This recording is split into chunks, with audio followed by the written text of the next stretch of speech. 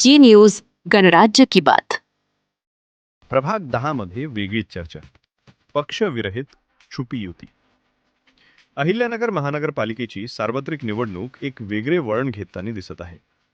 यामध्ये प्रभाग 10 अतिशय रंगतदार झाला असून याकडे सर्व नगरकरांचं लक्ष वेधले असून आता पुढे काय हे जाणून घेण्यात फार रुची दिसत आहे.